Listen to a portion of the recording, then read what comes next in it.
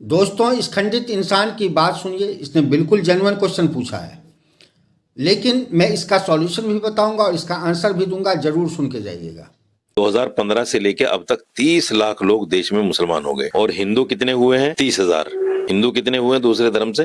30,000। जब ये आतंकवाद को बढ़ावा देता है तो 30 लाख लोग इस्लाम में कैसे आ गए? पूरी सुन रहे खंडित इंसान, सबसे पहले तो मैं तुम्हें ये बता दूं कि कोविड और एड्स बहुत जल्दी दुनिया में फैल गए, तो इसका मतलब ये नहीं कि कोविड और एड्स बहुत अच्छी बीमारी होती है। और ये कोविड और एड्स उन्हीं को लगता है, उन्हीं को परेशान किया जो या तो अलर्ट नहीं थे या जिनकी इम्यून सिस्टम कमज़ोर थी। तो नॉन मुस्लिम जितने भी हैं, उनकी जो मानसिकता की जो इम्यून सिस्टम है वो हमारे पेरेंट्स ने कमज़ोर छोड़ दिया है। क्योंकि हिंदू के बच्चों को घर में धर्म की शिक्षा ही नहीं दी जाती, क्या रॉन्ग क्या राइट। बस वो अपने पेरेंट्स को देख के जो शिक्षा लेता है बस वही ले पाता है, उससे आगे कुछ शिक्षा नहीं दी जाती। जबकि तुम्हारे घर में गंदगी की शिक्षा बचपन से, जैसे ही बच्चा बोलना शुरू करता है तभी से देना शुरू कर देता है।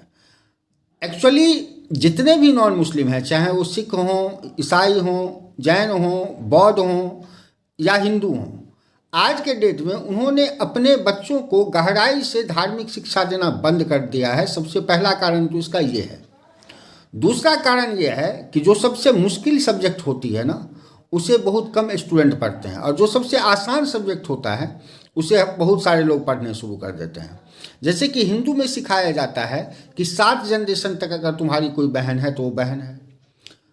तुम्हारे यहाँ क्या हो जाता है कि अपने कजन बहन पे, सिस्टर पे उसकी गलत नज़र आती है और वो राइट हो जाता है।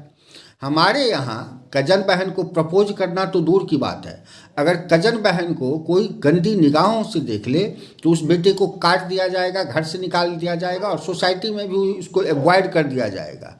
तो जब कभी कोई बच्चा जिसको कि हम लोग धार्मिक शिक्षा नहीं देते हैं, उसका दिमाग ब्लैंक होता है और हम लोग बताते हैं, जितने भी नॉन मुस्लिम बताते हैं कि सारे धर्म एक जैसे होते हैं।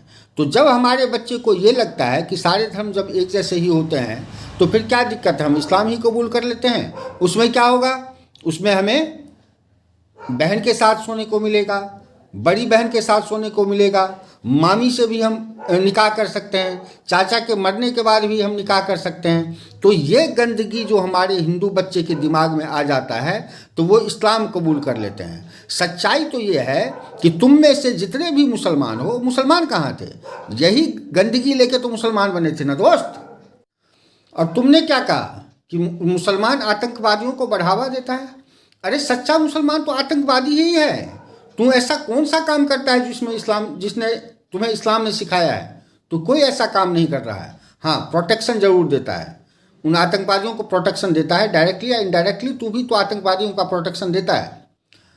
दूसरी बात कि हिंदू हो या कोई भी नॉन मुस्लिम हो, किसी ने भी ये कोशिश नहीं की या उसके मेंटेलिटी में नहीं है कि हम दूसरे धर्म से अपने धर्म में ले आएंगे किसी को, बिल्कुल नहीं। जबकि मुसलमान के एक एक बच्चे के दिमाग में डाला जाता है मौलवी के द्वारा, माँ बाप के द्वारा, आसमानी किताब के द्वारा कि दूसरे को मुसलमान बनाओ, दूसरे को मुसलमान बनाओ। देखो ये तुम्हारा पाकिस्तानी अब्बू क्या कह रहा है, सुनो इसकी बात।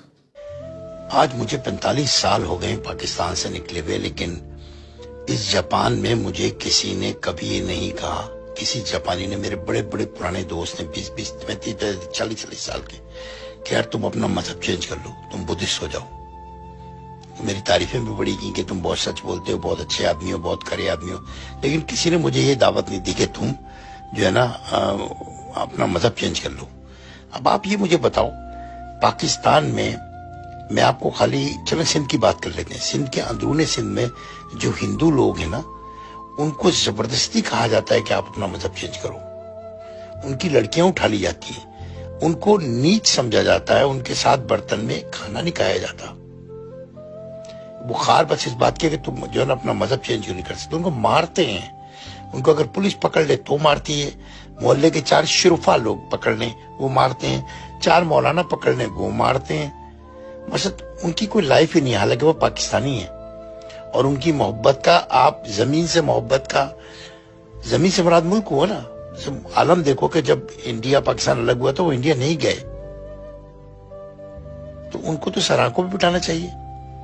हम लोग ये क्या क्यों करते हैं कि किसी को मजहब चेंज करने पे सब अपना मजहब पता नहीं है, अपना जो है करतूत ठीक है नहीं, दूसरों को अपने मजहब में लाने के लिए ताकि वो दो चार को मजहब। सुन लिया आपने पाकिस्तानी अब्बू की बात। तो इसी तरह तुम कभी पैसे देके, तो कभी तलवार के नोक पे, कभी गाली देके, कभी सता के, मजबूर करके मुसलमान बनाते हो। और बनाते क्या हो? अबे तू भी तो मुसलमान बना है। हमें मुसलमानों से दिक्कत थोड़ी है, मुझे तो हिंदुओं से ही दिक्कत है। जो तुम्हारे तरह जो हिंदू है ना, उससे दिक्कत है, जो जब मुसलमान बन जाता है जॉम्बी बन जाता है। हाँ, एक बात की दाद दूंगा तुम लोगों को कि तुम लोग मैनिपुलेट कुछ ऐसे करते हो, इनकरेज कुछ ऐसे करते हो कि यार अपने शरीर में बम बांध के फट जाते हैं लोग। कुछ तो पोटेंशियल है तुम लोगों में, समझाने का तरीका कुछ ऐसा है जो गलत बात के लिए लोग अपने ऊपर बम बांध के फट जाते हैं। तो मुसलमान में कन्वर्ट होना कौन सी बड़ी बात हो गई? लेकिन जब उस गंदगी में जाके किसी मुसलमान को पता चलता है कि हम किस दलदल में आ गए हैं, जो 3 जनरेशन 4 जनरेशन से जो मुसलमान है, जब उसको पता चलता है कि किस दलदल में वो फंसा हुआ है, तो वहाँ से निकलने की वो कोशिश करता है और निकलता है। लेकिन तुम्हारे ऐसे पाखंडी ने जो रूल बना रखा है कि अगर बाप छोड़ दे इस्लाम को तो उसको मार दो, बेटा छोड़ दे तो उसको मार दो, इस डर की वजह से वो लोग निकल के बाहर नहीं आते हैं। नहीं तो इंडिया में 6 करोड़ लोग छोड़ चुके हैं इस्लाम, पाकिस्तान में हर साल 3 लाख लोग छोड़ रहे हैं इस्लाम, पूरे दुनिया में इस्लाम छोड़ रहे हैं। बाहर इसलिए नहीं आ रहे हैं क्योंकि तुम्हारी जैसे नपुंसक उसे नोच खाएंगे। इतना ही नहीं, हमारे भारत में ही 3 लाख बेटियों ने, मुस्लिम बेटियों ने पेटिशन दे रखा है सुप्रीम कोर्ट में कि मुझे हिंदुओं से शादी करनी है क्योंकि ये लोग जालिम होते हैं, जल्लाद होते हैं, मैं अगर बोलूँगी भी तो मार देंगे। तो हिंदू भाइयों और जितने भी नॉन मुस्लिम भाइयों हो, मैं सबसे कह रहा हूँ कि अपने धर्म का इंट्रोडक्शन दिया करो अपने बच्चों को। अपने बच्चे का दिमाग खाली मत छोड़ो, उनको साइड इफ़ेक्ट बताओ कि बहन से शादी करने का साइड इफ़ेक्ट क्या होता है। उनको बहुत कुछ बताओ जो तुम देखते हो अपने आसपास। जय हिंद, जय भारत।